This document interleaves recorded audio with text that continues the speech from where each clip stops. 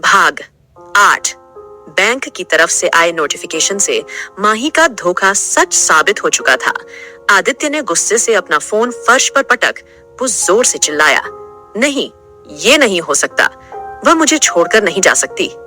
आदित्य के दिल में एक तेज दर्द हुआ, मानो किसी ने उसका दिल हाथों के बीच मसल दिया हो। उसने फिर गुस्से से अपने आसपास की सारी चीजों को फेंकना शुरू कर दिया और कमरे की सारी चीजें तोड़ डाली। गुस्से और नफरत की वजह से आदित्य की आंखें बुरी तरह से लाल हो गई थी। जिस लड़की को उसने खुद से अपने परिवार से भी ज्यादा प्यार किया, जिस पर उसने अपना सब कुछ लुटा दिया, आज वह किसी और के लिए उसे छोड़कर चली गई थी। आदित्य वहीं पर अपने घुटनों के बल बैठ गया। इतनी तेज की आवाजें सुनकर आदित्य की माँ शांति जी और पापा चंदन जी दौड़ते हुए उसके कमरे में आए और उसकी ऐसी हालत देखकर हैरान रह गए। क्या हुआ बेटा, तुम रो क्यों रहे हो?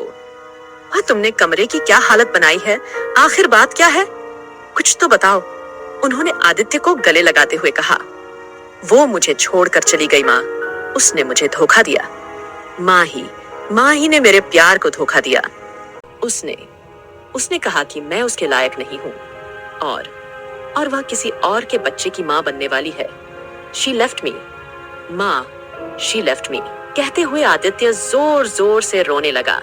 उसे इस वक्त कोई परवाह नहीं थी, कोई उसे ऐसे देख रहा होगा या वह वक्त कैसा दिख रहा होगा। आदित्य की बातों को सुनकर उसकी माँ को तो यकीन ही नहीं हुआ।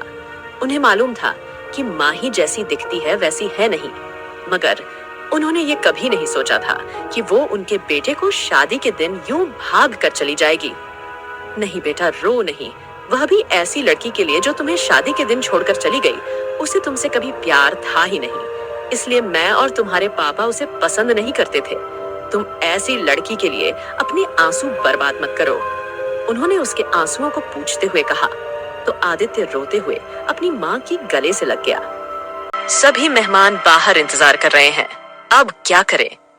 उन्हें कुछ तो जवाब देना होगा, चंदन जी ने चिंता जताते हुए कहा। करना क्या है, शादी को कैंसिल करवा दो और सारे मेहमानों को वापस भेज दो। मेरे बेटे से बढ़कर मेरे लिए कुछ नहीं है, मुझे फर्क नहीं पड़ता कि लोग क्या कहेंगे। माँ ही ने जो मेरे बेटे के साथ किया है, मैं उसके लिए उसे कभी माफ नहीं करूंगी। शांति जी गुस्से से बोली तो आदित्य ने उन्हें रोक दिया। आदित्य, नहीं माँ, ये शादी होगी और जरूर होगी, आदित्य ने अचानक से बोला। उसने अपने आंसू पोंछे, अपने चेहरे को सख्त किए। वो आगे बोला, पर बेटा, शांति जी परेशानी भरे भाव से बोल ही रही थी कि आदित्य ने उन्हें रोक दिया। हाँ माँ, ये शादी होगी। उसे लगता है वो मुझे छोड़कर चली गई तो मैं टूट जाऊंगा, बिखर जाऊंगा, लेकिन शायद वो ये भूल गई कि मैं कौन हूँ। आदित्य रॉय कपूर को तोड़ना इतना आसान नहीं है। अब मैं उसे दिखाऊंगा कि मैं उसके बिना भी खुश रह सकता हूँ। माँ, आई डोंट केयर कि आप किसे लेकर आती है, बस मुझे आज ये शादी करनी है, आदित्य ने सख्त नजरों से सामने की दीवार को घूरते हुए कहा। लेकिन बेटा, हम इतने कम समय में दूसरी लड़की कहाँ से लाएंगे? और तुम ऐसे ही किसी के साथ भी शादी नहीं कर सकते हो, आदित्य की माँ परेशान होते हुए बोली। मुझे नहीं पता आप ये कैसे करेंगी, लेकिन आज ये शादी तो होकर ही रहेगी। चाहे जो भी हो, उसे मैं बाद में हैंडल कर लूंगा, बस आप किसी को लेकर आइए। आदित्य अपने फैसले को लेकर पूरी तरह से दृढ़ था। अब शांति जी के लिए मुश्किल बढ़ चुकी थी।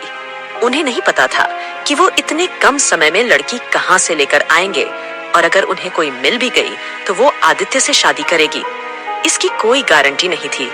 उन्हें कुछ समझ नहीं आया तो उन्होंने अपने फैमिली ग्रुप में एक मैसेज कर सबको एक कमरे में बुलाया।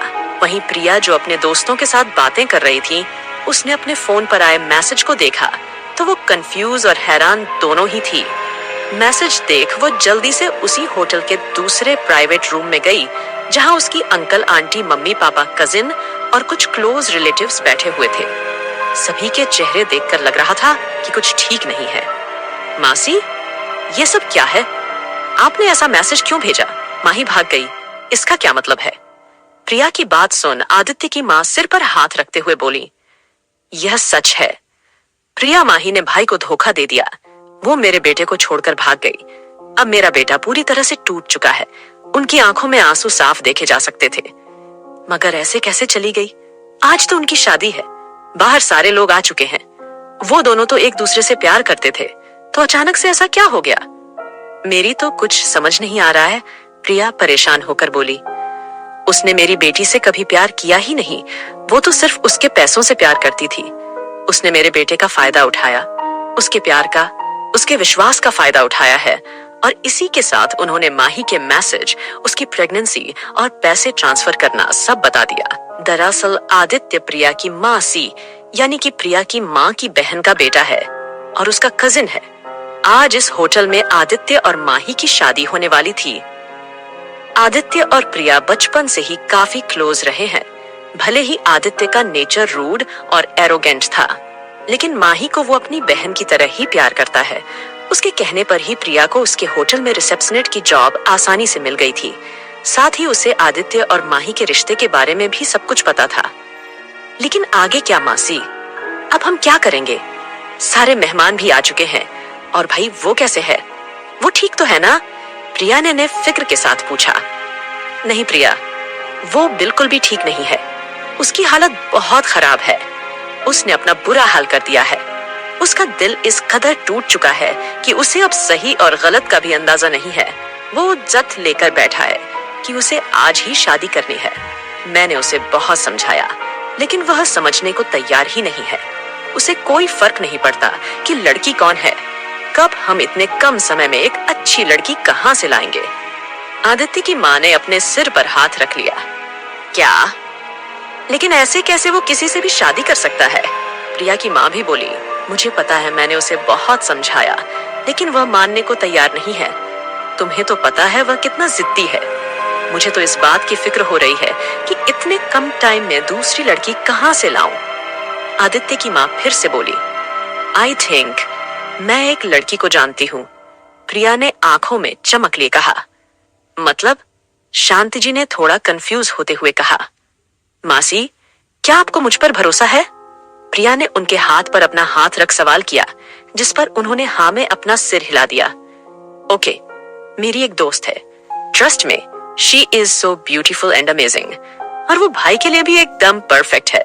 प्रिया ने शांति जी का हाथ पकड़ा और उसे अपने साथ कमरे से बाहर ले आई। क्रमशः